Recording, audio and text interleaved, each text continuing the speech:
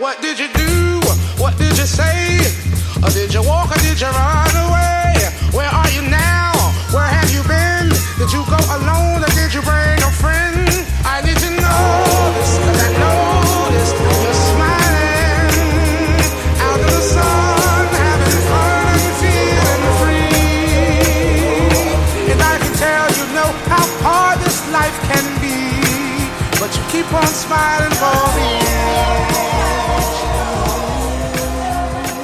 Hi everybody, thank you for tuning into this next episode of the Colonial podcast. Before we go any further, I just want to do a couple of shout outs. I want to thank everybody who actually downloaded and listened to the last episode. That was quite an incredible number of downloads and listen tos. It was over 4,000 and I think it's maybe even heading to 5,000 guys. So yeah, did not expect that number. So whether or not you've checked me out for the first time or you're a regular listener, I really appreciate the listen to and downloads, guys. It's fantastic.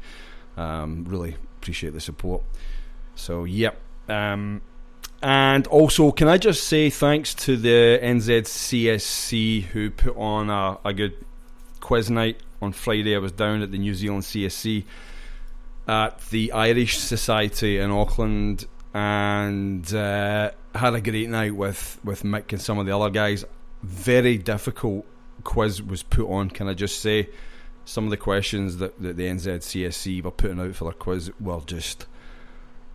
honestly, I answered like 30% of them. So, yeah, I think next time I go back to a quiz night, I'll need to brush up on my football stats. But good night by the NZCSC.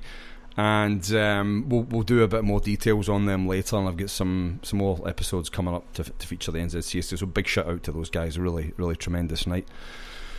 Okay, so got another guest that I've been wanting to get on. Joined by a couple of guys today. I'm actually joined by a guy who I don't think he's been on a podcast for a while, but somebody who I always enjoyed listening to. A regular feature on Graham Wilson's Beyond the Waves podcast. A guy who really was never, scared to just tell it like it is, and a guy who's very passionate about the club. So it's great to be joined today by Yahmpy. How are you, mate? And what's been happening to you since you were last in the world of podcasts, mate? It's been a little while since we heard you online. Yeah, it's been quite a while, man. It feels like a little bit like pirate fucking radio going on right now, man. Yeah. Not too much, just working, doing my usual thing, trying to keep everything together. Yep. Just real busy in my personal life, still following Celtic, live, breathe, die Celtic, what else? Just that's it, Celtic and family, man. Yes, a little bit of Philly stuff in between, that's it. Good man, same as myself, a busy family, man. Excellent. It's good to get you on, mate. It's been a while. We've been talking on Twitter for a while because I was always asking how you've been, because I always remember you from Graham Wilson's show. So yeah, I'm looking forward to getting your thoughts on a few things today. And I'm also joined again by John Paul, member of the NZCSC, coming to us from Hamilton. How are you, mate? Hello, mate. Very good, thanks. Very good. Any updates from your from sunny Hamilton? What have you been up to since I last spoke to you? Mate, you know what it's like. It's basically family, work in Celtic, and that's about it. Got to see a few of the games the last few weeks, which has been great. But just flat tack with the two wee ones. So yeah, mate, same as three family men, but three good Celtic men. So that's it's going to be a good episode. Hey, listen, I want to get straight into the games really, because we've just done 3 games, and pretty keen to see what you guys make of what's been happening with the results of late. I mean, going straight to Aberdeen. I watched most of the Aberdeen game. I didn't get to see it all. The other 2 I pretty much watched, but I know that John Paul, you watched that game. I'll get your thoughts on it first, and then I'll chip in a bit. What did you make of the Aberdeen game, like in terms of the performance, and also how Aberdeen played? What did you think? Yeah, mate. First of all, I actually watched this game live. So it was a 2 a.m. kick-off here in New Zealand. which meant getting to bed at 4 o'clock. So yeah, mate, it was pretty strung out on the Sunday morning. The game itself, I thought we pretty much dominated. Obviously Aberdeen came into it more at the end of it, but in terms of chances created, possession, yeah, I think we pretty much dominated it. Pretty happy with how the defence played. A few nervous moments near the end, but I thought that Aberdeen played a lot better than they played lately, and they tried to kind of press us high up the pitch. That didn't work that well, but yeah, I thought overall we were pretty far ahead of them. Yeah, because I don't know about. Did you watch the Aberdeen game, Yahmpy? Yeah, I actually did. We play them tough. I mean, they always give us a fight, but we went out more often than not against them, and it's usually just with tight fought match. And afterwards, McGuinness is always whining about something about the match, and it's just for a change. So the fact is we're miles ahead of them. I'm not even worried about Aberdeen. Not really worried about anybody in the league. More concerned about trying to keep a place in Europe. It is what it is. It's Aberdeen's just like just a different shade of jersey of like Inverness Cali. I mean, they bunch of leg breakers and butchers that are just trying to keep up. And that's pretty much. Yeah. Yep. I mean, that's what I was going to say about all I could see that Aberdeen. I mean, it's almost like teams have now looked at our performance and go, well, if we try and attack, they're going to pick us off. If we try and press them again, they're going to run through us.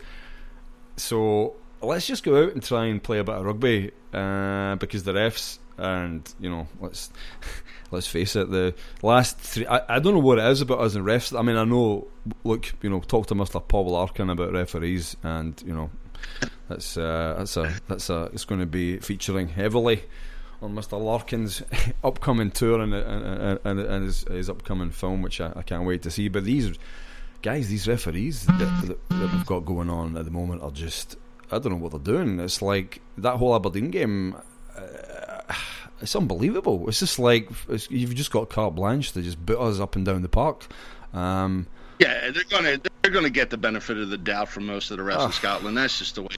I mean, it's real shady shit, man. I mean, it's like you're bouncing like the state of referees in Scotland is like the best one's Willie Collum. You might get a spare game from him, or you get some shithead like Craig Thompson or something. I mean, it's like you need to put, what they say, it's like 2 goals to get 1. Yeah, because you never know how much the ref's going to put the other team back in the game. Yeah, and that's the nature of the beast in Scotland, unfortunately. Yeah, I mean, as I said, Johnny Hayes, unbelievable stuff, and how he stayed on, and just the whole thing. Their keeper was very good. The knee in the back. How about the knee in the back? I know. He fucking needs Scott Brown in the back. I know. You got Sviatchenko booked inside 30 seconds, was it, something like that? And you think that's going to set a precedent, and the referee's going to clamp down on any bad fouls, and just the rest of the game he'll let Aberdeen get away with murder. I mean, did they even get a player booked eventually, Aberdeen? Oh yeah, it was Hayes got booked for the thing with Brown, but apart from that, did they even have any bookings? Don't think they did. No, I don't think so. I mean, what was it? Was this Sviatchenko got a yellow card like 3 minutes into the match, and it was like nothing? I mean, it's like a nothing challenge. It's like, come on, man, seriously? Is this how it's going to be the whole game? Like, if Bruni did what Hayes did with that knee in the back, what would have happened? Oh yeah, but I mean, this is it, guys. This is. The right part. I mean, this is what we're up against now. You've got. We've got Sevco floating down there. We've got the Grand Canyon between us and the rest of the guys in the league. So, what's left? The only people standing between us and any kind of damage recovery for the rest of the guys is the men in black. That's it. They're the only ones that can do anything for us. And every time I see McLean refereeing a game, I'm just waiting for him to do another Scottish Cup semi-final job. Remember that? I can't. I just. I think he's my most hated referee because of that game last season. I'll never forget it. It was unbelievable. I mean, there was there's NASA satellites that could see that. Everybody saw it. The whole world saw that, and it was just like, no, it's fine. On you go. And that's what we're up against. In the Aberdeen game, you could see it, and then. Going back to the game, and I don't want to, because I can go on about refs all day. I actually thought that it was a bit. I expected Aberdeen to come out and play a bit better against us, but as you say, Yahmpy, we are miles ahead of everybody else at the moment. It's quite scary because I don't think it's going to get any better for any of them. But we just seem to be improving all the time. That's their problem, not ours. I mean, the biggest worry. You still there? Yeah. Okay. Now, the biggest worry we still have, like for me, when I'm watching a match, is like once we get 2 goals, then I feel a little bit better. Anytime there's if it's either 0-0 or God forbid we're down a goal, you're just waiting for the other shoe to drop. The ref's going to put his footprint on the game, and it's just like. Man, once we get 2, then we're in the clear. That's when I feel a lot better. Yeah. At least in the league, I mean, that's just what are you going to do with the refs, man? I mean, it's like that's it. We're up, and it was the same back on Neil's day, and it's just the way it is. And as I said, Paul Arkin will cover that off. So we'll leave that to the green and white writer. I think he's going to highlight that. It's a real issue, but thankfully it's an issue that we can play around, which we're doing at the moment. I was going to say, look, clean sheets. I mean, we've had a few clean sheets. I don't think Craig Gordon had an awful lot to do in the Aberdeen game, but John Paul, I mean, what do you make of Craig Gordon at the moment? He just seems to be, he's just not letting any goals in whatsoever. I think the whole big. Go ahead, you got it. Sorry, mate. Yeah, I think that's about the last 5 or 6 domestic games. Is it? He hasn't conceded a goal. Yeah. Which is pretty good going. Look, the good thing about Gordon against Aberdeen was he kept his concentration. He had 1 or 2 things to do near the end of the game, and didn't let us down. So I think the breakout of the team probably did him some good. The fact that he now knows that if he has a bad game or a few bad games in a row, then there is someone in there to take his place. Gordon much improved from the player we saw at the start of the season. Yeah, I reckon. Because Doris isn't very good, it looks like, right? Because when Doris de Vries came up, the last team, they were all like, "Oh, he's great, player of the season," and all that, same as Joey Barton. But that fire that was lit under that Rodgers lit under his arse was brilliant because it's been great, and that also goes to Joseph Simonovic, who's been great in defence. But yeah, look, I thought that Aberdeen game was. When we went before the game, I thought at worst it might be a draw, or the referee will just play into their hands, which he did because they basically played a game of rugby against us. But it was good. Moving on to I'll keep us moving through the games because we can sit and talk about dodgy. If I start talking about dodgy referees and stuff, we'll be here. That'll be the whole podcast. We'll just call it the referee episode. BMG. We'll just call them BMG. That's probably the easiest way because there was a whole thing before the game. I don't know if anybody saw you. They were the German. I don't know if it was Gladbach's own media outlet, but one of the German outlets. They were going around all the fans pre-match asking them to pronounce. Did any of you see those clips that were through on Twitter and stuff? Like all the Celtic fans trying to pronounce Mönchengladbach. Did any of you see that? Yeah, that was their club video. That was Borussia's club video. So kind of like we have Celtic TV. They have their.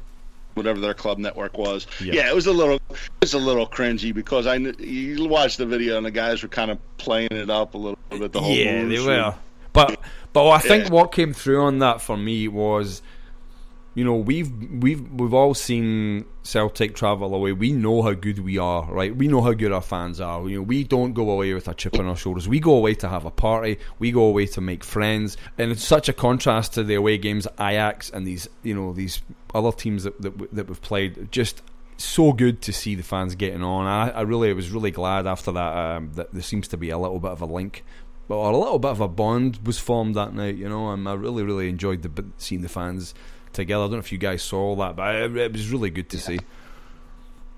Yeah, it was great. And remember they said the what was that, the fan house or whatever it is. That was the first time that a visiting support ever was allowed into the BMG fan house, their little bar club thing. Yeah, that was awesome. pretty cool.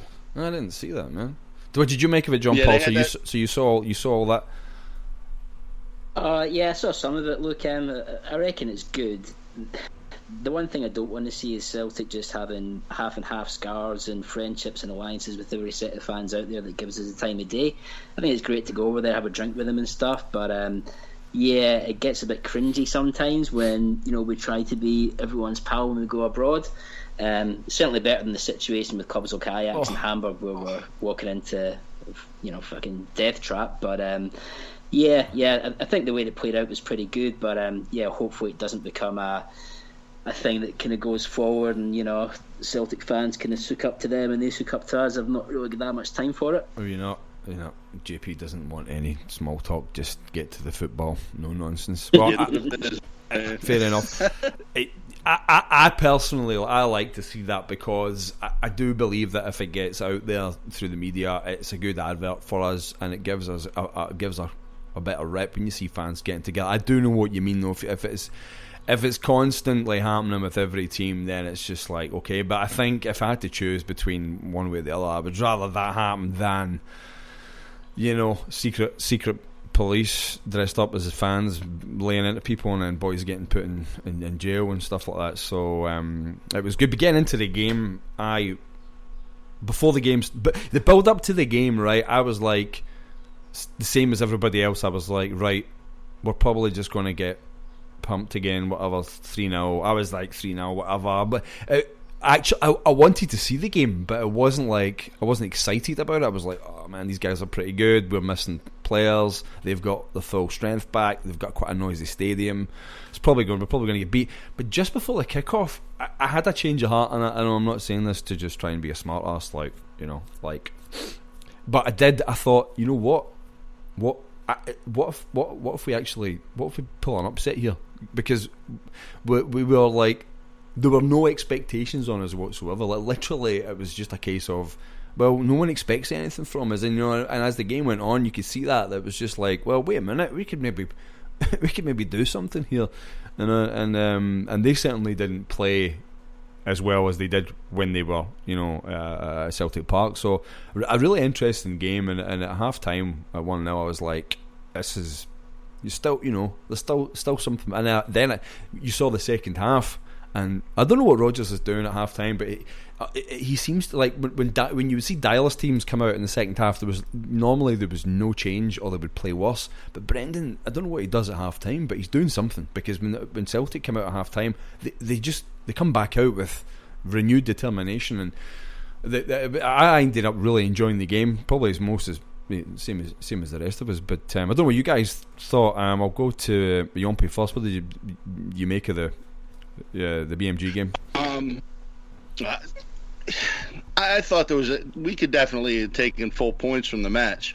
Remember, Sinclair hit the crossbar before they came back down and scored on us. Again, we were never out of the match. I felt really good about it. And you're right, Brendan does the difference between Brendan and Ronnie Dyler is immense, and you nailed it right on the head. Brendan makes adjustments. He adjusts in the match, and he adjusts at halftime too. He's not afraid to make changes. Ronnie always got this deer in the headlights thing going on, where it's just kind of like, oh my God, we're starting to give up goals. What do I do? And it's like he's afraid to make an adjustment, man. And it's just that I think that's just what's the difference between a good manager and a really good or a great manager. And that's, we have a really good / great one right now, and it'd be really nice to hold on to him for a while. But the second half penalty was well deserved. I mean, nice job by Dembele scoring. I mean, I always hate that slow run up though, man. Dear God. Yeah. It's like a couple feet from the ball, and it's like, I'm like, just go all the way back, take a nice big run up, and just fucking hammer the thing. and he's sitting there, and I'm like, oh my God, is he just going to chip the ball? What's he doing here? And, fair play to Dembele. He's a sniper, man. He scores goals. Yeah. And he did what we wanted. But How about McGregor at the end? Are you kidding me? Are you kidding me? He's got to put that away, man. I know. Like, you're in on the keeper. Just put it under him. Yeah. Do something, man. Round the keeper, and he pushed it wide. Yeah, I don't. But I mean, yeah. Like when I was watching the second half, I saw. Forrest has been kind of sliding back into himself with it, but he did really well in the second half. He came out and actually made some really good runs, and you could see him putting the effort in, which is great. But the got to score there, man. You got to score. Yeah, well, the thing is, with McGregor, like. And I don't know what you think, John Paul, but a few games back I was saying that one of the issues we had against Gladbach was that no one was looking up, no one had the head up. Now Gregor's for me, his first choice has got to be put the ball into to Sinclair. That everybody was saying that after, like, why did you not just pass it to Sinclair? Just drop the back. You've got to lift your head up in these games, and he was picked today for the Aberdeen game, which I guess was kind of good in a way. I think a lot of people had lost it with McGregor, but John Paul, what did you make what did you make of the Gladbach performance, like Gladbach themselves? Yeah, I guess they were disappointed to only take a point from that game. They're probably thinking that we'll be easy meat away from home. I mean, the really good thing for me, Yahmpy, as you were saying, is that Brendan Rodgers actually knows how to make changes during the course of a game. If that had been Ronny Deila, you're 1-0 down in the first half, you just know that it's going to be a long second half, probably going to lose a second and possibly a third goal. But generally I don't have that concern with Rodgers. He seems to know what's going on in a game, know the changes that he has to make, and normally they work. But yeah, as I said, didn't see a whole load of the game. I saw Sinclair's chance, which came off I think it was the post of the crossbar, which would have been an absolute peach of a goal if it had gone in. Sinclair's technique is just. Sinclair's got this technique where you can see he's trying to do that. Like in all the games, he floats in from the outside, and you can see him. He's like, I'm going to try this again. And I'm telling you, man, there's going to be more of those goals coming through the rest of the season. He's got such good technique. Tackles. Sinclair has got tackles for days, man. With like, he's such a good player. And the good thing about Sinclair is that if we do lose a striker, like if Griffiths get injured, then Dembele, you've got a guy like Sinclair. I'd be happy with him leading that line, playing that striker's role, because he can finish and he can move. So I think for me, Sinclair's signing of the season for me is Sinclair at the moment. He's brilliant, really is. But yeah, the Gladbach game was. I mean, one of the questions I had was, do you think Brendan has forgiven McGregor, because he did throw him under the bus a little bit in the interview, and I was like, oh, that's it, McGregor's going to be, he's going to be doing the halftime oranges for the next few weeks and cleaning the shoes, but he chucked him in today. So but what I just keep your head up and always and keep aware. Easy for me to say the expert from behind the microphone sitting on the armchair, but I just want to see players lift their heads up and look who's moving around you. Armstrong, not so great in the BMG game. A lot of passes going astray, but his work rate was high. Certainly not as well as he played in Aberdeen, but I don't know what it is, man. Just like sometimes I look at Celtic and I think our finishing could be a little bit more clinical. I think that's the only criticism I've got of Celtic at the moment. I'm not going to pick anybody out, because there's no one who's having a really bad game, but when it comes to the final third or even the final 25% of our movement, just like to just see the finishing improve. But I guess that can lead us into Aberdeen today. But yeah, I was at the end of that game, I'm sure you guys were the same. I was like mixed emotions, went into it expecting nothing and came out like, what if, like almost gutty. I wonder what happened to McGregor though, man, because he used to be a guy who could score goals, big goals. He scored against Legia, he scored against Maribor. I mean, here's a guy that was like, he's young, he's up and coming, he's making some, he's scoring a few goals against some serious competition, and then all of a sudden it's just like he's kind of petered out a little bit, man. And I don't know. Maybe he just got to run too many games or whatever. I don't know. It's just his form really hasn't been the same. I mean, he's more like, okay, when you get into the Inverness Cali match today, he had a nice game today, but he just needs to be consistent. And it doesn't seem like he has that. He goes through some stretches where his form's not really that great. Yeah. I don't know. What are you going to say? Go on, John Paul. I actually think that he's got better over the last year or so. I know when he burst into the team, he was scoring goals and playing in a kind of more advanced role, just pinging them in with his left foot. But he never really impressed me that much in his overall play. I thought he gave the ball away a lot. He kind of drifted in and out of games. Always tried, but just couldn't get his foot on the ball. If you look at him now, he's playing a bit deeper, and he doesn't score as many goals, but I think he's more of an impact in the game.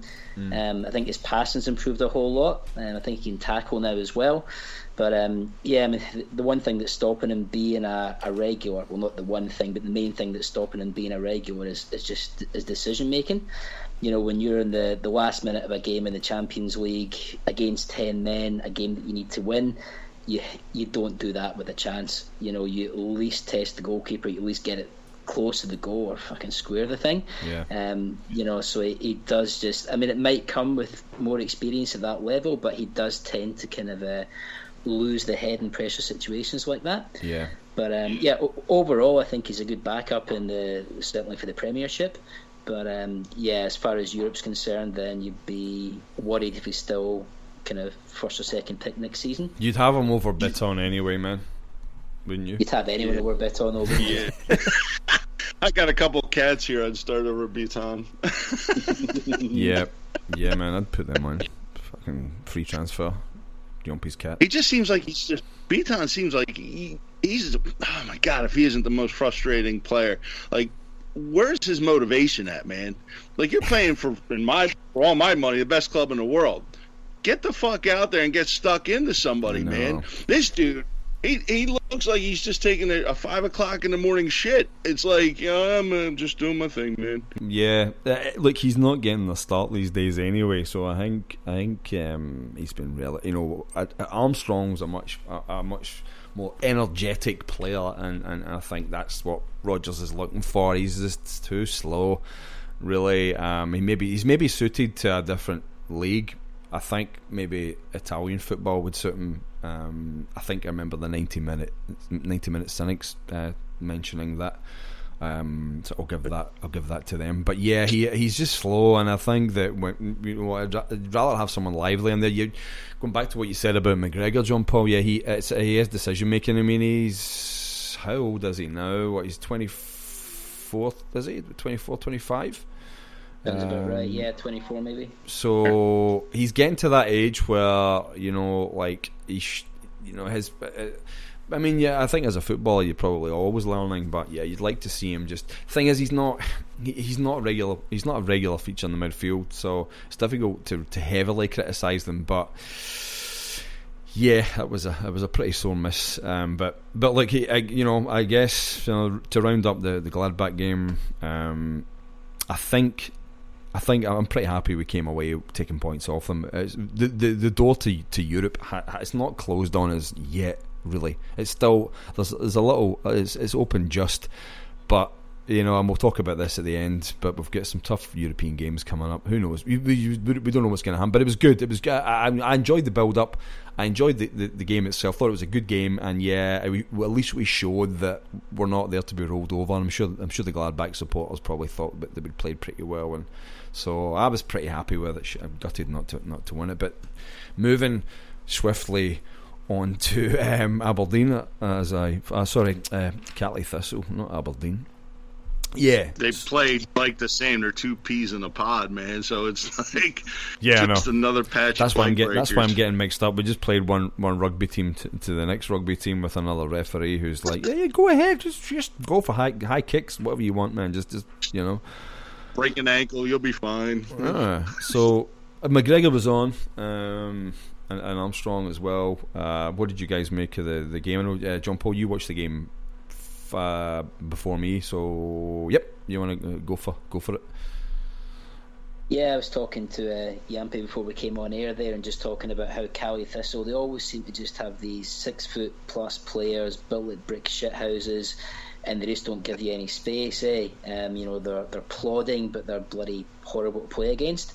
And that's the way it turned out again. The quality normally shows out, and we normally end up getting a victory by a few goals. But shit, they're tough to play against. I thought that we pretty much dominated possession. Again, lots of chances that weren't converted. I think what you were saying, Ewan, is right, that we're making a hell of a lot of chances right now, and we're not converting enough of them. It's fine in the Scottish League, but when you get to Europe, you need to be more clinical than we're being at the moment. But lots of chances created. Really happy to see Griffiths and Dembele up front for a change as a partnership. I'm not sure if he's going to play that formation again, albeit he could only play 3-5-2 for the first 20 minutes or so because Lustig get injured.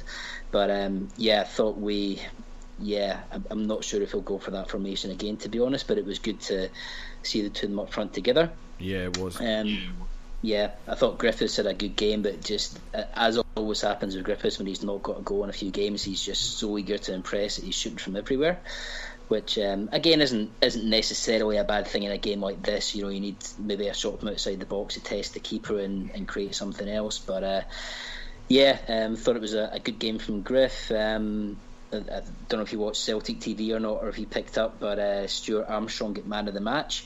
I thought if he could just have finished one of those chances that you had today, that would have been a kind of 10 out of 10 performance. Yeah, I'm glad you picked up on that, because I was going to go to Yahmpy on this. Like, Armstrong seems to be, from what I can see, the only piece of the puzzle that's missing from Armstrong, apart from maybe stepping up in Europe, is just his finishing is just what we need to. You need that when you got that other midfielder coming in, driving into the box and picking up any balls that are pinging out. You really need him to finish a little bit better at the moment. Yeah, it was a whole different story today. Again, and you're looking at like John Paul was saying, you got a lot of big players on Inverness Cali. It's like they're fielding a basketball team instead of a football team, and. It's a little while. I mean, they were real physical. I mean, the tackle on Lustig was ridiculous. He's lucky if he's not going to be hurt long term from that. Armstrong played a great job. What they call him, the blonde Cafu. He did a really wonderful job out there. Actually, I was like, what? The blonde Cafu. It's whatever, man. Rogers can call him anything he wants to if he's got the team playing like they're playing right now. That's fine. Mate. McCallum had McGregor had a nice pass on that goal by Sinclair. Yeah, and maybe that's McGregor's niche, something where he's not thinking too much. Just distribute the ball, man. Let someone else do the scoring. Like, go back to that Mönchengladbach game. Everybody's like, oh well, he could have dumped it back to Sinclair, and Sinclair probably pots that, and we get all the points. Maybe McGregor learns from that. Makes a nice. It was a beautiful pass to Sinclair and got a goal off it today. If McGregor's doing like that, distributing the ball, not really thinking, just one touch, boom, move the ball on, keep pushing forward, then I'm okay with him in that role. Yeah, and it's cool. That's something he can grow into. It's like a slightly more attacking version of. It's like a cross maybe in between Armstrong and Bruni, and that's cool. I can deal with that in the lineup in the starting 11. Yeah. Because going into it, I was going to say, because like if you look at I'm moving away from the game slightly, but I'll come back to the game in a minute. But yeah, just because if we think about January, everybody is banging on about getting this new signing for the midfield, right? And obviously, Bruni's not going anywhere, so. It's going to be interesting, and Rogic is, I thought he was brilliant today when he came on. His close control of the ball was phenomenal, man. The guy's just so good. But it's going to be interesting. Isn't he? When was his last big game, man? Probably the penalty at Hampton. Yeah, I mean, it's been a while since he's not really well. No, that guy is just he's going to get better and better under Rogers, Rogic. But look, with the January transfer window coming up, and it's just going to be interesting to see what happens in that midfield, because you get Henderson, you got McGregor, you get like maybe 2 or 3 guys there trying to get back in, and Bitton's now getting pushed to the back. So if you bring somebody in, then Armstrong's he's going to be between him and Armstrong's, and then you got 3 guys sitting there going, well, when are we going to get on? Look, we've got a lot of games. We've got League Cup games, we've got Scottish Cup games, we've got European games, we don't know for how long, but we do need a big squad. But I can see Bitton shifting off at some point, and maybe one of the other boys getting loaned out. There's going to be a lot of players in vying for that one role, but certainly interesting to see. Yeah, look, I agree. McGregor did well today. That pass was really good. I thought he had a good game. He looked lively. He was buzzing, looking for the holes and looking for the gaps. So he did well today. And hats off to him, because the criticism he got after that last game, it'd be easy for a guy like that, for his head to go down and just maybe shrink a little bit, but he didn't. He manned up. So fair play to McGregor. I thought he had a good game. Referee again, my God, back to the referees. It's just like, what's it going to take to get to book one of those? Tansy was just like running around, just trying to kill people, man. How about their keeper? Their keeper was like taking like fucking 2 minutes every time he had a goal kick. I thought he was going for a pie or something, man. It's like, seriously, like fucking. Come on, let's get on with the game, man. Seriously? Like, what the fuck? And the ref's like, just take your time, man. Go use the toilet. And this is at the first half at 0-0. If it's like 10 minutes left and it's still a draw, you're winning, then you can kind of see the logic in it. But fuck, what's it going to accomplish getting either on time, either at the end of the first half? But, yeah. Right. It's just, they seem to just, it's just like, now that we've stepped up, now that Rodgers has pulled Celtic into another kind of level of performance, it just seems to be like all the teams are just resorting to this kind of, right, who's the ref today? Cool, right, boys, just go out there and start breaking legs. It's from an injury point of view, it's a concern. From a gameplay, we can play around that. Rodgers isn't stupid. He knows how to play around those kind of tactics. And then let's face it, the next time we play Sevco, it's going to be the same. I know what to expect when we go over there to Castle Grayskull. We know what we're going to get when we enter the gates of Mordor. They're going to come out and they're going to try and take advantage of these idiots that referee the games. But yeah, the referee today was shocking, and you can hear it on if you listen to the guys on Celtic TV. They're laughing about it as well. They're just waiting for the referees to act like that. But yeah, no, I was good. Yeah, I'm really glad for that Griffiths scored today. I've been waiting for him to score. So I was like, yay, go Griff. It's about time, mate. And I hopefully we see them on together. I was quite surprised. I didn't think he'd play them both up front today, but that was good. It's really good. It was nice to see him out there. He's been it seems like, a lot of guys would probably be pissing and moaning about, not getting a start, and it seems like Griffiths has been like the consummate with that. It's like, he's not getting, the starts that he once was, but that's just probably a temporary thing. It's more like formations and matchups and everything, and he could have bitched about it, and he didn't. He's just been a really supportive teammate, and he got his, just desserts today by getting that goal, which was, well taken, nice off the rebound. And good to see him celebrating. It's always nice when he scores. Yeah, it's good. I don't know. When we first signed Griffiths, and everybody was like, really, the guy's got major issues. The guy's as you boys in the US would call him, he's a punk. And he's just a wee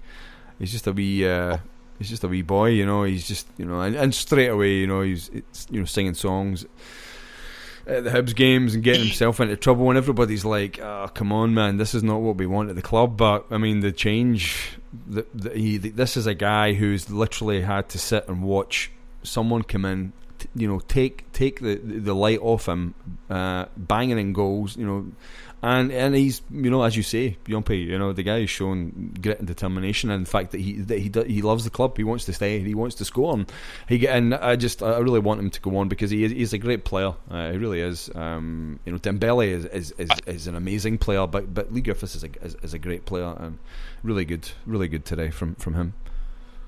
Well, one of the things going to... Yeah, go ahead, John Paul. I'm sorry. Oh, sorry, mate. Yeah, when it comes to Griff, I would put all that down to one man that is changing attitude, and that's Ronnie Dyler. You think about Griffiths before Ronnie got a hold of him. He was doing all the stupid shit, going out in pubs and singing songs about Rudy Scaccio and getting involved in other stuff. But this isn't the first time that Griffiths has had to fight for his place in the team from the bench. If you remember Ronnie's first season, he had to do it as well. He wasn't an automatic first pick by any stretch of the imagination, but he just knuckled down, did his best, get back in the team, and then never looked back. So yeah, I think that Griffiths has been, as you say, just so professional over the last couple of months, having done nothing wrong, finding himself out of the team. Yeah. And now that we are, in all likelihood, the European run is probably coming to an end. You might see, at least in the home domestic games, him getting partnered up with Dembele a few times. Yeah. So, yeah. Listen, well said. One of the things to think of too is we love Dembele and what he's done so far, but how long is he going to be at the club? And eventually they're going to throw a number at Lowell, and he's going to say, all right, you know what, that's fine by me, and they're going to move him on. Yep. We've seen it with Wanyama, we've seen it with Forster, we've seen it with some of the best to come through Celtic Park. What's the magic number, Yahmpy? What's the magic number for you? I don't know, man. I really don't, because everybody's got a price, man. Everybody's got a price. As the price is right. I mean, how many? Come on down, Peter Law. Come on down. The price is right. Come on down, Pete. 10 million? 10 million? 10. You reckon? What do you think, John Paul? What's the magic number? Like, what do you think Peter Law would set up? That's Lowell's number. That's not my number. That's going to be low. Yeah. I think you're right, Yahmpy. I'd like to think it was more than 10, but if someone came in at the end of the season with 10, we'd probably take it. Somebody coming in January. What about January? If they come in January with 10? See, I wouldn't. I wouldn't. Europe, probably not. But if they aren't, then I wouldn't. I'm thinking the guy. Look, the guy is he's what, 19? Is he still 19? Did he turn 20 yet? He's 19. No, he's 19 or 20. He's right there. Right. So, the guy said himself that he wants to stay. Right. Okay. We know, kiss the badge and all that stuff. Whatever. But if you're sitting there thinking, right, we've just banked the best part of 30 odd million or more, right, this season. Okay, right, yeah, we're a Scottish club and we play in this Spiffle League, but if I was Law, and I know I'm not, but if I was sitting there, I'd be going, wait a minute, we can wait. Let's get the rest of the season wrapped up. Let's try and get the treble done. Let this guy reign in goals in the cup competitions, and let's play him till Europe is run dry. His value is going to just keep going up and up. I mean, okay, yeah, we know that what the papers are like. They love it. As soon as we sign someone good, within about 2 weeks of him being signed, he's already been scouted by Arsenal or whoever. But personally, I don't. If it was me, if we had him to the end of the season, I'd be holding out for minimum 15. I reckon he's true value. I mean, again, we say it, if he was in English Premier League, he'd be going for 25, 20, 25, whatever. But I don't know, man. I think 10's a bit light for someone. I mean, look at what he's done in the Champions League. He's not shy in scoring goals. It's light for me, man, but it's not light for Lowell. Come on, man. Yeah. Those guys are like him and his Tory friends and everybody. They're gonna be 10 million? Oh man, he's gonna be doing a little happy dance and everything, man. Come on, because anybody can get injured at any time. A guy can go through a dry patch where his value can fall through the floor. He scored those against Manchester City, man, and all of a sudden it's like he's got all those English clubs just drooling all over him, and they'll say 10 mil. And they'll be like, they know lull. You start getting that real like sewing needle leg twitching and shit. Sweaty. Like, oh my god, I get a whole new wine cellar for this deal. And next thing you know, the man's off, and we're all like, what the fuck? And but at least we have Lee Griffiths. At least we have Scott Sinclair. So it's not like we're being left behind with like Dirk Boerichter or something. I mean, we have some good, capable people. I mean, but, the question for me around Dembele is imagine we're trying to sign a new striker and Dembele's in the short window now. I mean, would you rather have a guy with the potential that he has and not take the money? I mean, I know I'm talking fantasy land because we all know what's going to happen. The money's going to go down on the table, and he's going to go whatever that amount is. I think we're going to get more than 10 for him. I really do. I'm putting that. My score predictions are bad, but my financial predictions are probably even worse. But I'm saying we're getting 15 to 20 for him. But wouldn't you rather have? We'll have to look back on this show then and see who got it right. Do it, mate. Do it. We'll do my stocks and shares forecasting. That's my other podcast, financial forecasting. I don't know.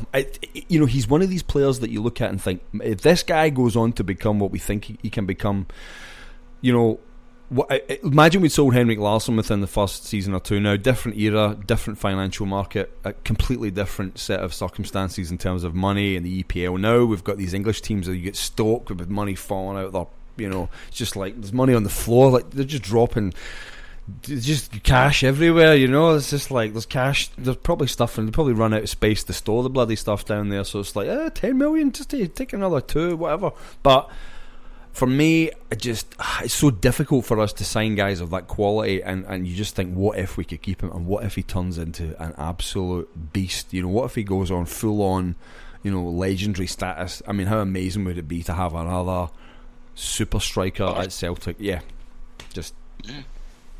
The problem is go ahead, John Paul, you got it. Cheers, bro. Look, I think we're all in agreement that we should keep a hold for him for as long as we possibly can, and the bidding should be starting at, say, 20 mil plus. But if we're looking at what the board's going to do, you just know that they're going to snap the bloody hand off the first EPL team or PSG that come in with a half-decent bid. It's a club run by accountants, and they've kept us in a pretty even keel financially, but when they look at a 500k, we signed them for 500,000, something like that. Yep. They look at the return they're going to get within a year, and as you're saying, that this player can get injured, he can lose form, a whole heap of things can happen. That they'll take it without a doubt. And from the players' own point of view, they'll put on add-ons just in case, in case. So they can sit there and say, you know what, we're still getting paid. It doesn't mean fuck all to the fans, but those guys, they'll keep rolling in the cash long after Dembele's moved on, and if he keeps maintaining. I'm going to cry when he signs for someone and he's scoring 40 goals a season, and he's just. I'm going to cry when he moves on. He should be like fucking Middlesbrough or something. Nah, man, he can't. He's. Yeah, I mean, that guy, he's got to go. I reckon he's going to go to a top club. I really do. You got guys like Zidane, and Zidane is quoted as saying this. I know we all know that the media talks a bunch of bullshit, but when you've got Zinedine Zidane saying that guy's got potential, I really believe that he's going to go on to greater things, and I think a lot of other clubs can see that. He is not going to go to one of these kind of mid to lower table sides with money. I think he's going to. I think he's a clever guy. We'll see. He might turn around to Brendan and go, "Look, man, just keep me to the end of the season at least." And I reckon we could get more than that for him. But yeah, we all know that Tricky Pete likes a bit of coin in the back pocket, so you might be right there. But you don't think Dembele's going to end up like pulling a hooper and ending up at like Norwich or something? I don't think so. Not playing at Norwich. I don't think so. Yeah. Poor hooper, eh? He should never have gone, man. I mean, as long as the other. I guess when the vultures are circling our best players, you look at Keane Tierney and you think, don't do it, son. You look at the famous one from Celtic was Liam Miller when he went down to Man United, and Alex Ferguson was like, "Oh, you're going to be you're going to be the best," And now he just disappeared he just vanished as soon as he went down to England. No, you never saw him again, and I think that's the big selling point that we've got is that we can say to these guys, look, you're not going to get many games when you go down there. Just hold off, and wait, like we did with Virgil. We got 2 or 3 seasons out of him. Same with Wanyama. So to go after the first season, it would have to be a pretty special offer, I reckon. But we shall see. For me, guys like Kieran Tierney, he loves the club, man. It's going to like, to see him go, that's going to break hearts. That's a real heartbreaker. I mean, seeing someone Dembele go is pretty sad, but to see someone like Kieran Tierney get taken away from the club that's tough, Mate, I don't even talk about Kieran Tierney leaving, because he's a different kettle of fish. I mean, the thing about Dembele is that he's obviously got aspirations to play for France, get a European Championship a World Cup coming up in a couple of years' time. So his agent's going to be telling him in the summer, look, you have to move if you get any chance of playing in the World Cup. Then you need to move to one of the big leagues. A player like Tierney, brought by the club, he can play for Scotland, still playing at Celtic. I think we're in a much stronger position to keep him long term. But don't know what you guys think. Yeah. I love Tierney, man. I see that video all the time of him in the Nakamura thing, and it was like where he had Nakamura's boots and everything in his room and all that, and it was just like, wow, man, this guy is everything that you want in a Celtic player. A local guy, loves the club, bleeds green. I mean, you want him to be a lifer there, but you just kind of hope a little bit that he doesn't start to outgrow the pond. That's all. Yeah, I know. I mean, you look at last season, and he was the one shining light when that team the whole team was just absolute garbage. And there's KT. He's like the little light shining in the dark for us last season, when everyone was just like, thank God for KT. He's like leading by example.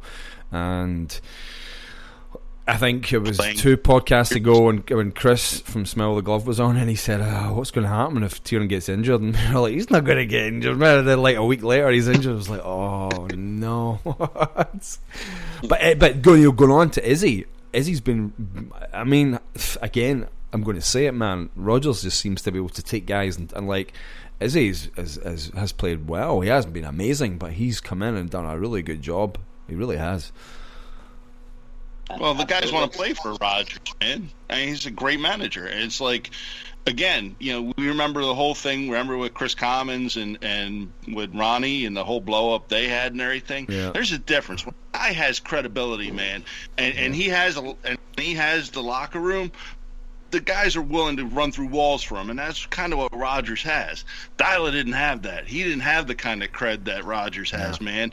And when Dyla is trying to do his thing, and he's afraid to make changes, and guys are kind of like getting in his face, and it was a whole different dynamic. Yeah.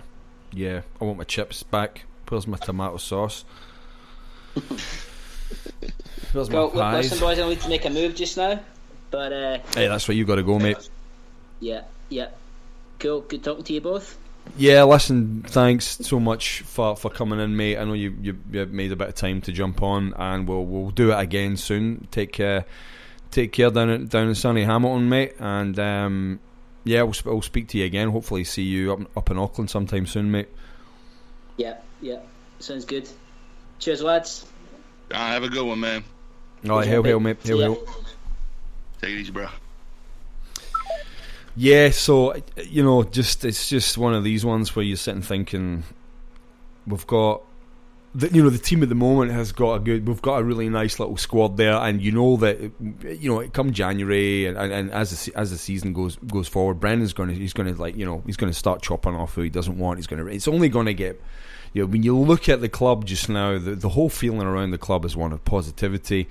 And there's just nothing negative there, and you're talking about how Dyla and this real kind of fragility in the team, and this real kind of like this weakness that when we saw the teams playing against Molde and Malmo, where we were just getting picked off. It's and it's interesting because before we brought a new manager in, it was like, who are we going to get? Right, we've got Rodgers, and the story started coming out that apparently at the Sevco semi-final last season, where they pumped us 2 each, that Dermot Desmond was. This is the story I heard. I don't know if you heard the story, Yahmpy, but Dermot Desmond was sitting in the box. He's up there in the box in Hampden, and he's pretty close to Dave King and all those other goons that are running that show over there. And apparently, at the end of the game, they were really rubbing it in to Dermot Desmond, like they were like, pretty much being. I think there'll be a certain standard of decorum between guys that operate at that level after the game, and apparently they really rubbed it in Dermot Desmond's face, and apparently he went all out. He went all out to say, right, if this is how obviously the result was absolutely it was the last thing that anybody wanted, but apparently the way they rubbed it in his face forced him to go out and I'm going to get the best of the best, or as best as and I got to take my hat off to the Celtic board for getting Rodgers in. As much as I used to berate the board, and I still have my doubts about how much they're going to invest after this windfall that they've got, but they did it with Rodgers, man. They've really done it for us. I want to see what they do with Rodgers after the season.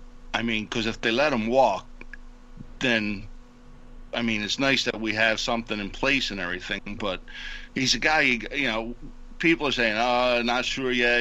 We don't want to sign a guy long term, this and that. And I think you absolutely have to lock him up for a couple years. I would want him around for 2-3 years.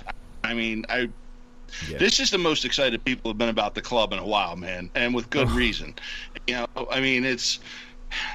He's turned the team around. It's the stands. There's asses in the seats. People are excited. Hasn't been the greatest Champions League, but look who the fuck we got matched up against. This is. It's still it's a whole different environment, a whole different vibe, man, and the club better get him signed up because people will be pure raging if he walks after the season, and it's going to be okay. They're going to if they can't. Who would they talk to after? I don't know where do you go after this? Who you going to turn to? Because when we look at the candidates that were up, it was like Paul Lambert and all the usual faces were on, and then you've got David Moyes, and we've seen what he's done since he's gone down to Sunderland, and he's basically destroyed that club, even further. So keep regurgitating Roy Keane. It's like, I don't want now. Yeah, seriously? Nah. Yeah, that guy's in it. Roy Keane is. I've got no time for Roy Keane. No time for Roy Keane. That guy's good. Yeah, but Look, Chris Sutton. I like Chris Sutton, man. Chris Sutton is. I like his sense of humour, man. He's quite funny. I like him, man. He's a funny guy, and he's not afraid to speak his mind. Good on him. I like him, but look, they've got it. This, I think it's a 1-year rolling contract that they get people in on. Lennon was under that.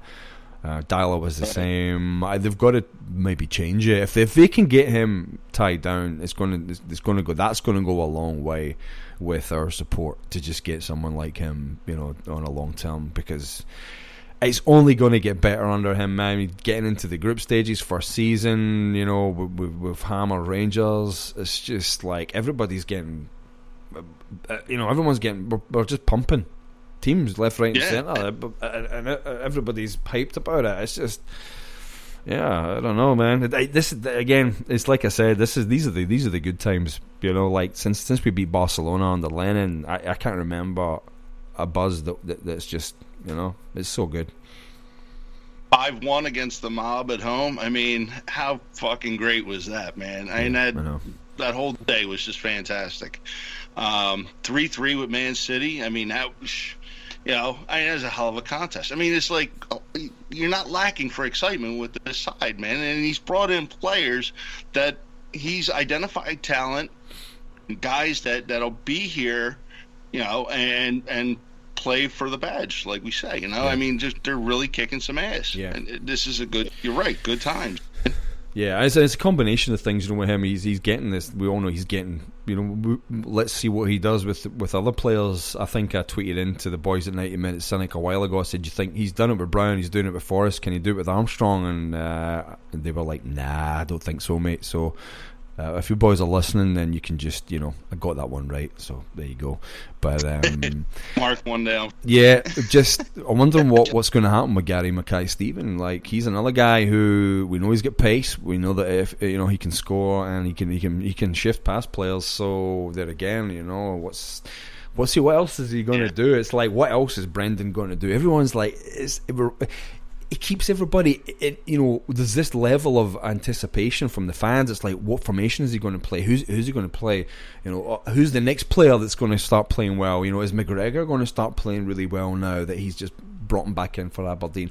What's Gary Mackay-Steven going to do? If he comes back to full fitness, are we going to see him bombing up the wings, beating people, putting quality crosses in? Like, Patrick Roberts on today, and this is the good thing, like Forrest, yep, he's not been having the best of games, still playing okay, but yep, Roberts, you're in, mate, and this is what you want to see. I remember under Dial and Lennon, it was like the same team going out every week, and it got to the stage where you're just like, change up, dude, like put someone new in, put a younger player, do something. And you different formation, anything, man.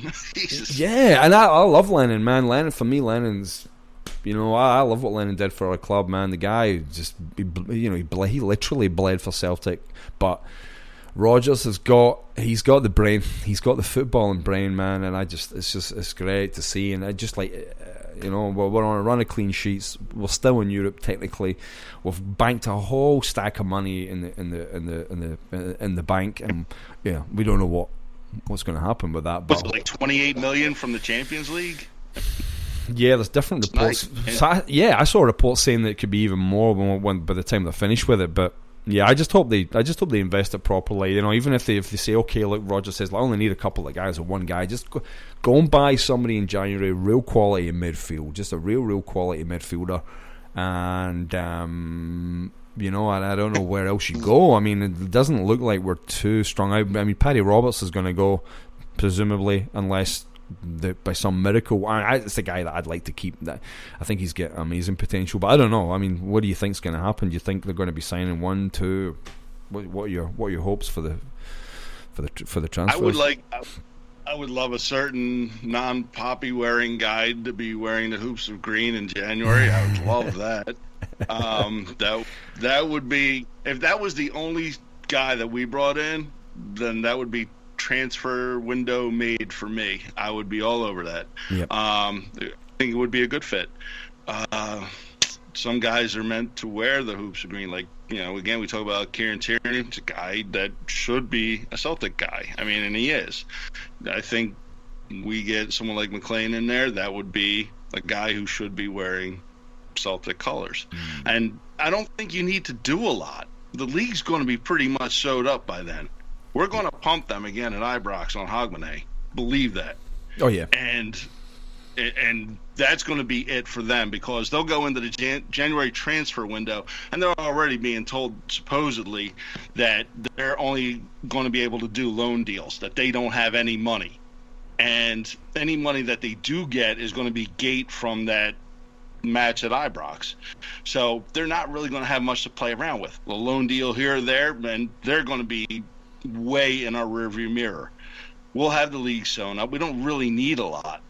So, no. I mean, if we moved out a guy like Beaton and brought in, one player, then that's going to be okay. I mean, this will be one of those rare transfer windows where I'm all right with that. I will, I wouldn't. Yeah. I don't need 5-6 guys in there. We have continuity now. So. Yeah. That's a good point. It's a good point you make, because I was thinking that myself. It's like every January everyone's going crazy. It's like, come on. Yeah, and I've said this before, which is, if you don't get your business done in January, then you're rushing for the European campaign.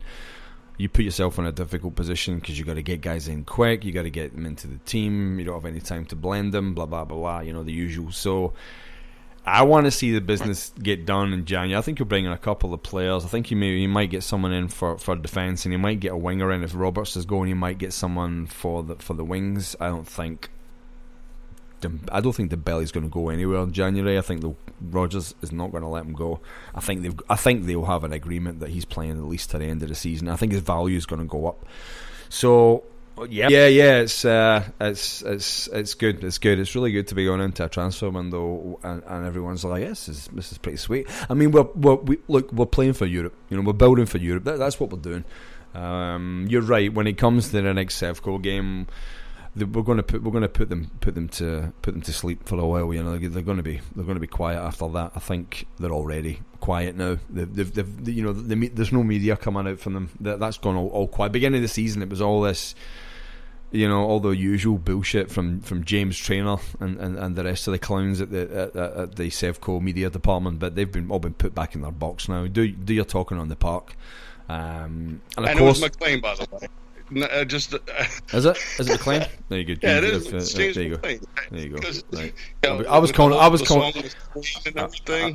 him McCarthy, but yeah.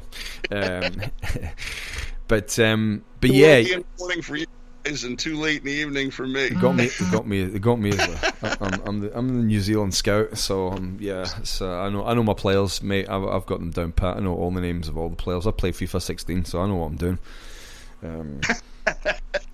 Dude, I've made so many stupid calls when it comes to, like, you know, what I think, you know, the club should do, this and that. Like, you know, hey, everybody, if we knew rosters and players and talent and everything, who was the one guy, Finn Bogason, a couple years ago? Everybody's like, oh, we got to have him. And I was like, oh, he's scoring goals. He's playing over in fucking Finland or Norway or whatever the frig it was. And now he's like, he ends up signing in Spain, and the guy, nobody's heard from him since.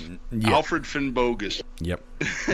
So if we were actually any good at assessing talent or remembering names or all the other bullshit, we'd be actually, you know, with the club getting paid to watch football instead of sitting in the seats watching football. Championship manager, football manager. I was always shit at all. But I tell you what, though, it's funny you say that, because actually, the team that put that game together, their database is very accurate. Sports Interactive, so much so that a while ago, apparently some of the English teams were using that database to scout players. Apparently, that's what I heard. But their database is very, very. It's not bad. It's not bad. They often pick up young players and they're quite accurate. But yeah, not like this is, you know, the fan podcast kind of, you know, community. Well, I don't think any of us claim to be experts. Certainly I don't anyway, you know, and we all try and keep up to date with the games, but, you know, these guys are full time. This is what they do. They're professionals. They're watching young players. They're watching all sorts of games, and I think Celtic, I think they you know, going back to the John Parks situation where he's gone and everyone's saying, like, you know, he got some right but he got a whole heap wrong. I still think overall, you know, he was a great scout for the club, and he's done as good. He's, you know, in the seasons where we had no money coming in from Europe, we were at least keeping things, you know, even on an even keel with these players. If those guys hadn't come in and we hadn't made money off them, things could have been a lot different. But yeah, look, I'm just so everything around the club just now is great, and in January I just want to see a couple of good quality signings, and nobody too young. Just get the midfield topped up, and then be going to Europe next year with supreme confidence that, you know, we can get something. And yeah, it's good times, man. It really is. It's changed days when I used to hear you on Beyond the Waves with Graham, and it was just like every week we were tearing our hair out. You know, I would sit and listen as a fan of that podcast, and then just be like, I'm with you. I would just like agreeing with everything you would say and Graham would say. I was just like, yep. You know, it's completely different now, and it just shows you how quickly it can change. You know, in a season. Well, that's the thing. You know, I mean, those. You know, hey, I had a good time with those guys. There was a lot of fun, a lot of things to talk about then, and it's like, you know, maybe there's something to be said for not having as much to kind of like bang on about. You know, nobody whining about transfer windows. We don't get we don't get anybody in. Well, what the fuck? We're still 20 points up. You know, I mean, it's like these are good things, man. Yeah, we had a lot to bitch about there for a little bit because it really went south. You know, it was like, yeah, okay, we're going to win the league. That's great, but what else are we doing? Yeah. And it's like we're not even, you know, we're barely doing any, making any noise in Europe. And it's like, well, we do 3 rounds this year with Rogers, and all of a sudden it's like we're getting matched up against the best clubs in the world, and except for the one Barcelona match, we're holding our own, man. And these are good times, and you want to keep that shit rolling. So that's kind of like we're making a little bit of a sacrifice because we don't have as much to bitch about. I'm all the more for it. My fucking Twitter timeline is like the biggest thing anybody can gripe about is Colin McGregor. I'm down with that. And the refs, that's fine. The referees, which never change. Yeah, I mean, I know it's a pastime. It's a Scottish pastime having a whinge. It's a UK pastime, but it's a Scottish pastime having a good whinge. No one whinges more than the Glaswegians. Yeah, I mean, but it's nice to look at like Twitter and people are talking about really important stuff. Like they did, the Green Brigade did the food bank thing today. Yeah, and you see people all taking their pictures of like all the stuff that everybody's bringing, and that for someone that's been through tough times like I have recently, and you see like the food banks and stuff, and the fans just filling up, like the parking lot with goods, canned goods, all kinds of stuff, man. It literally chokes me up, man, because I understand. I really understand, and it's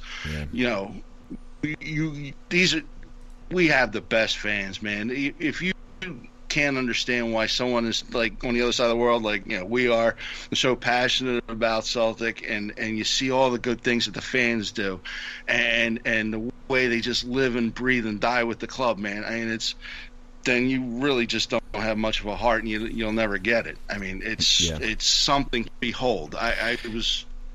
People sitting there. I saw there's one woman on my Twitter feed. Her name's Linda, and she couldn't make it today because she had an issue with diabetes and everything. And she's like, if someone could just stop by and pick up my 4 bags for the food bank thing, and there were people just wanting to do that left and right. And apparently, they got that all sorted out. Oh, that's good. And it's a community. And yeah, it was so cool. It's just like, there's people like, oh, okay, we'll do this, and that's what really makes Celtic special. Yeah. It's like when we talked about the Palestine flag thing, and everybody's like, there you get your couple people, oh, I don't know, we're going to get locked out of the stadium, we're going to have a lockout because we've been in trouble before, but everybody else is like, you know what, it doesn't fucking matter. There are things bigger in life than that. And people are, we're going to bring our flags and we're going to show our support, and whatever happens. And it became such a big worldwide thing that all of a sudden FIFA's like, well, we can't really drop the hammer on this because they're a bunch of fucking hypocrites anyway. But it just goes to show this is a special support, and it's the reason that I love this club so much, and I will to the day I die. Yeah, look, I mean, I think you're right about the level of when you look at football and you follow the games and you're listening to the news coming through and team scores and all that sort of stuff. There's a whole other level of mentality with the Celtic support, and when you talk about the whole Palestinian flag thing, and it's almost like when someone like FIFA or somebody else goes, well, you better not do that. This is Celtic are the last club, and our support are the last people you want to try and like intimidate, and because they'll do the exact opposite. They'll go out of their way to do the exact opposite, especially if it's something that's close to their heart. The Scots in general, and the Glaswegians in particular, and Celtic especially, will just but that's it. It's like game on. Okay, let's go, and that's what you saw. And as you say,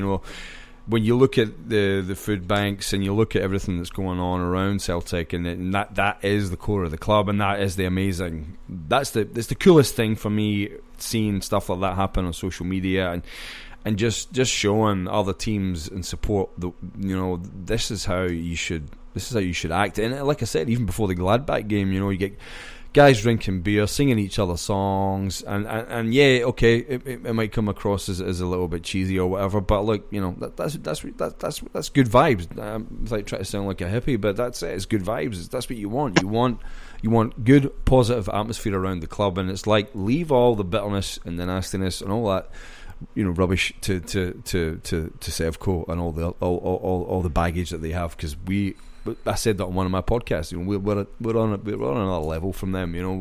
We operate from the club was founded on having a big heart and reaching out to those with less, and standing up for the minorities and standing up for the little people, and that's what it's about. And when the team go out and play on the park, we want to see them play with the heart that the support kind of encourages them to play with, and that's what's so good at the moment, is just watching the team play with all this passion and flair and everybody getting behind them. So it's just a cherry on top, seeing the food bank stuff going on, and the Green Brigade having their standing section. It's just like, can't fault it.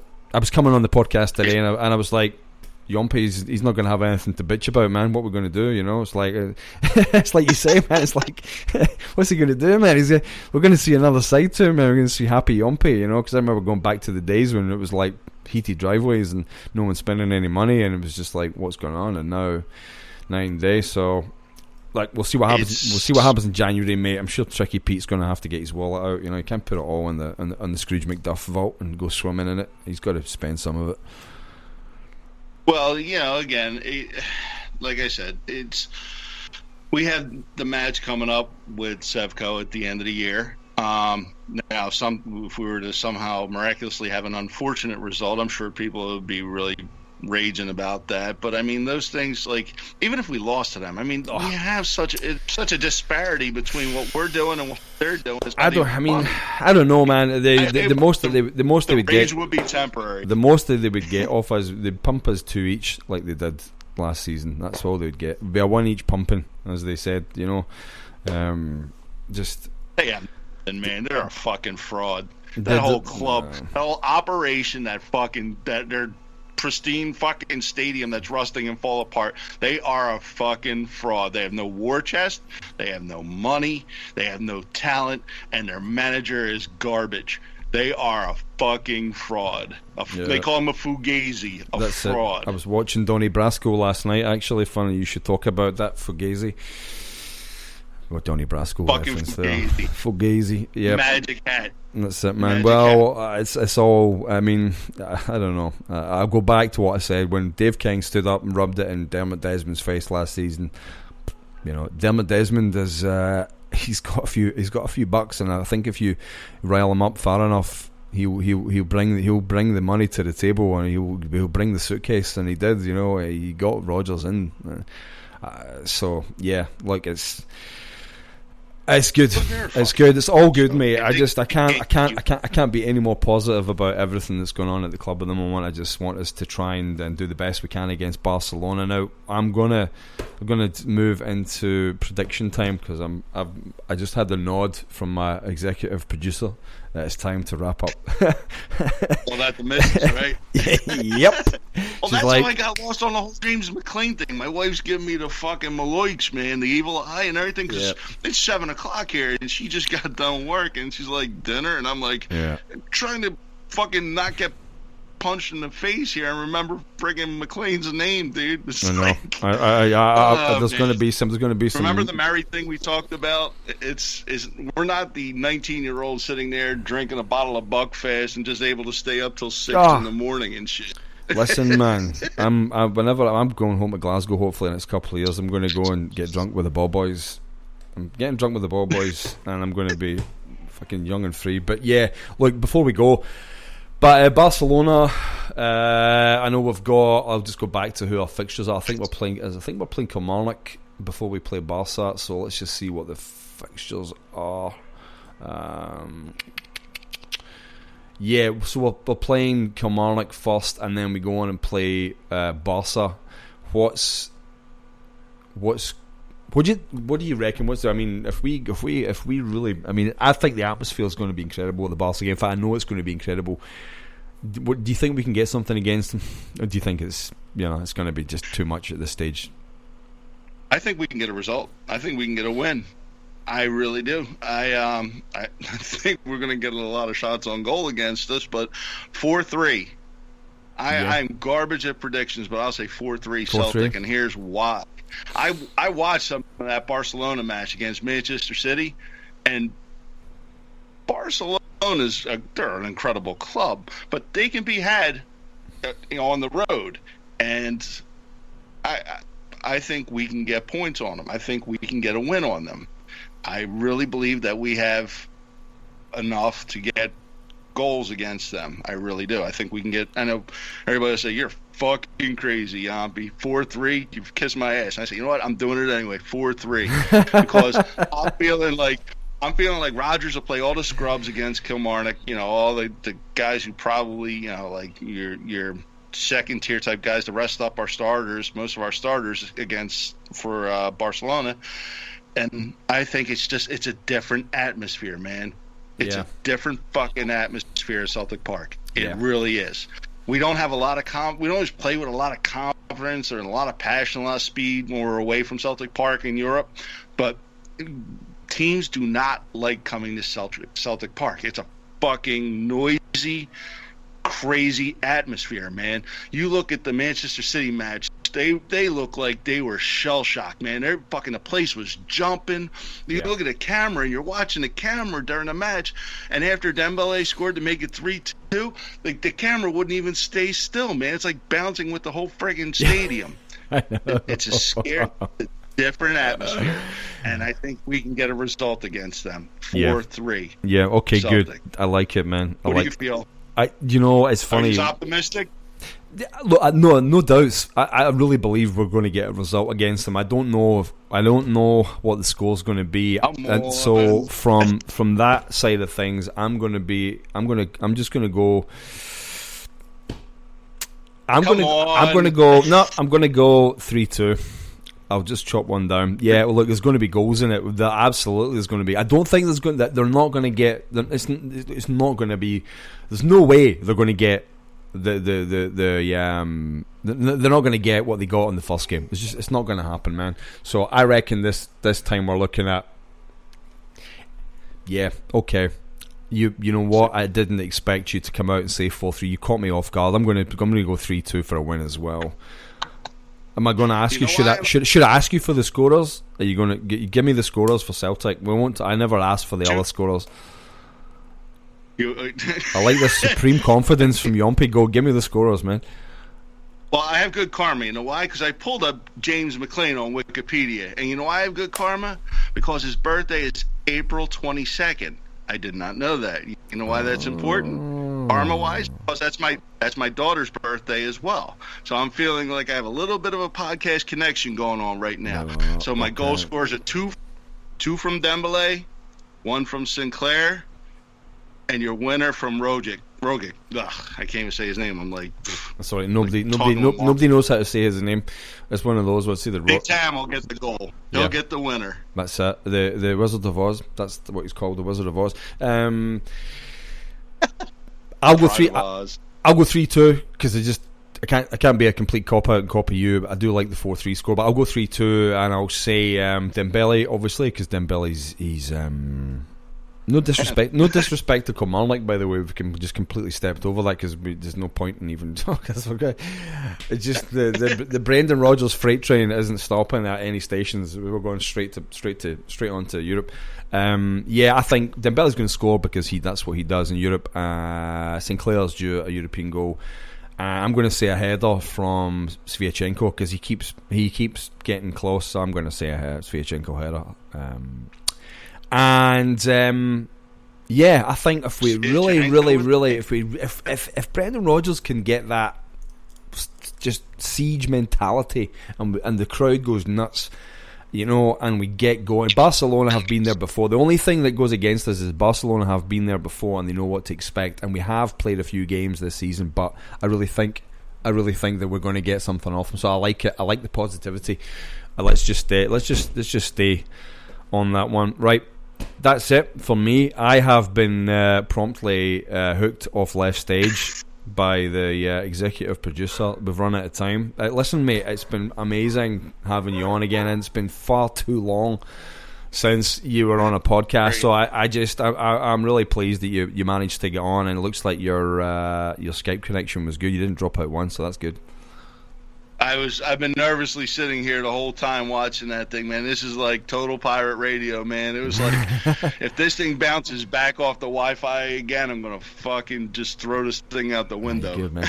You good. You got to thank your whoever you're with, Verizon or AT&T. Say thank you, but Remember, do you ever see? I always joke about it. The Sopranos, with the episode where he's in the woods and everything in the Pine Barrens. That's me. I'm like about a half hour north in the Pine Barrens, and I'm like fighting this fucking signal. Oh god! It's like he's an interior decorator. Oh man, it's funny. I was saying I've been talking to Sean Brennan on Twitter, and I've been speaking to Johnny Clifford about the failure. So I'm going to try and get over to Plowing Stars. We'll see how we go. But I'm going to try. I really want to get out. Just if everything lines up, I'm hopefully getting on a flight from New Zealand to New York, but we'll see what happens. But listen, mate, we'll get you on again. I think that we need to get you. You're a man who needs to be heard, because your passion for the club and just the everything that you contribute on the previous podcast has been excellent. So great to hear from you, big chap. Great to hear from you. I love being on, man. Thank you for having me, man. I have a good time talking Celtic, man. I never at a loss for words to talk about the club, and one thing that's really close to my heart. So thank you for having that chance to banter with you. No, pleasure, mate. It's good. You need an outlet, especially when you're one of the only Tims around. I mean, I know you guys have got some good CSCs over there, but you gotta get on and air your dirty laundry sometimes and just get all your thoughts out. And it's good, man. It's good. Okay. Let me know the next time, man. I'll be on again if you want. So. Yeah, no, definitely. We will definitely do it again. I've got a few other people that I want to get back on, and I've got some good ideas for episodes coming up. But yeah, mate, excellent stuff, Yahmpy. You take care of yourself, big chap. I'll let you go off to get my ass kicked. My wife for not getting fucking dinner going. Yep, that's it, mate. Get a cold steak out of the fridge for the black eye you're going to get, and I'm going to go and I'm going to go and do the same. Nice and easy. Yeah, bro, take it easy, man. All right, hail, Yahmpy. I'll speak to you again, mate. Hail. Have a good one. Nice one. See you, mate. Take care, man. Bye. High tide, mid-afternoon, people fly by in the traffic's boom, knowing just where you're blowing, getting to where you should be going.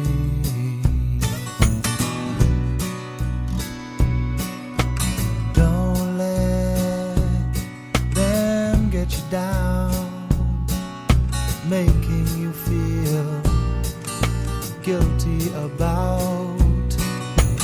Golden rain will bring you riches, all the good things you deserve now.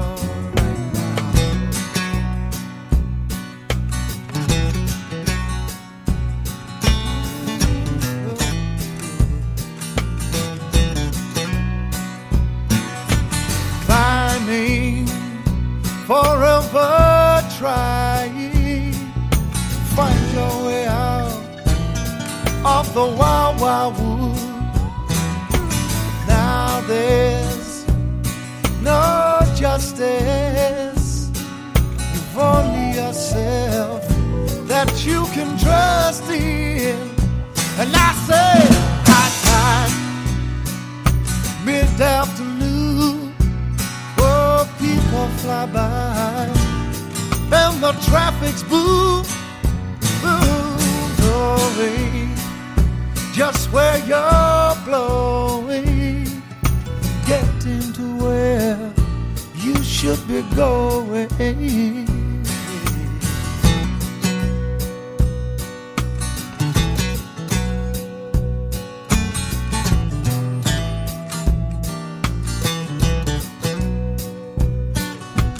Day by day, your world fades away.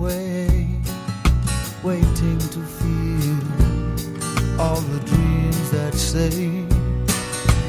Golden rain will bring you riches, all the good things you deserve now. And I say, I've been forever trying.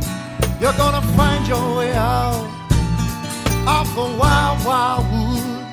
Said you're gonna find your way out of the wild, wild